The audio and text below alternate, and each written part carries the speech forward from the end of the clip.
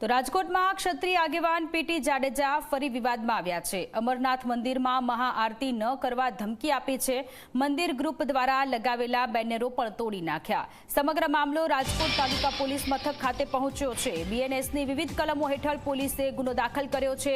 PT Jadeja સામે jasmine મકવાણાએ ફરિયાદ નોંધાવી છે। અમરનાથ મંદિરમાં મહાઆરતી ન કરવા ધમકી આપી હતી અને તેને લઈને હવે આખો મામલો રાજકોટ તાલુકા પોલીસ મથક ખાતે પહોંચેલો છે।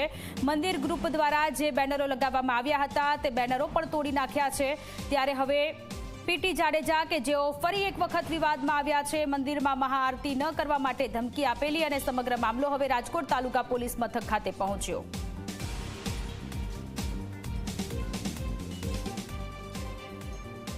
અમારા છોકરાઓ આજના યુવાન બધે બીજા શોખ કરતો એની બદલે આરતી કરે છે અહીંયા, બરોબર છે, મહાઆરતી કરે છે। 1000 થી 1200 માણસ પ્રસાદ લે છે અને અમરનાથ નામનું એક યુવા ગ્રુપ ચલાવે છે, બરોબર છે। તો આ બાપુ આવીને કે આરતી નહીં કરવાની, આરતી કરી તો ટાંટિયા ભાંગી નાખશું। ઓલા એવા અમારા જસ્મીનભાઈ છે ને એને ધમકી આપી ફોન ઉપર। અને કયા બાપુ આવે છે? પીટી જાડેજા બાપુ। અને અહીંયા એમનું શું અસ્તિત્વ શું છે આ મંદિરમાં? એ અસ્તિત્વમાં એવું કહે છે કે હું પ્રમુખ છું, પણ હકીકતમાં પ્રમુખ નથી। આ ટ્રસ્ટ ફાજલ થઈ ગયું, 2007 થી ટ્રસ્ટ ફાજલ થઈ ગયેલું છે। અને કેટલા લોકો, કેટલા ભાવિકો અહીંયા આવે છે આરતી માટે અને ક્યારે આવે? ભાવિકો દર સોમવારે 1000 થી 1200 ભાવિકો હોય છે।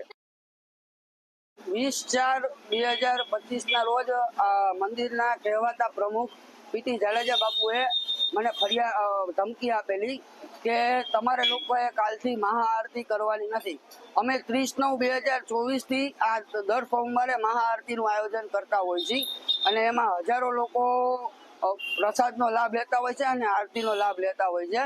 આ ફરિયાદ અત્યારે ગઈકાલે અમે લોકોએ કરી છે, એટલે તાલુકા પોલીસ સ્ટેશનના પીઆઈ સુધી પહોંચેલી છે। પછી આગળ અમે લોકો શું કાર્યવાહી કરે છે એના ઉપર આધાર છે। ગેરરીતિની તપાસ કરવાનું કામ ચેરિટી કમિશનરનું છે। અમે લોકો અત્યારે એડવોકેટ થ્રુ ચાલેલા છીએ। એડવોકેટ અત્યારે લીગલી પ્રોસેસ કરે જ છે। લીગલી પ્રોસેસમાં જે કાંઈ જવાબ આવશે એનો ચેરિટી કમિશનર સાહેબ પોતે જ હુકમ કરશે।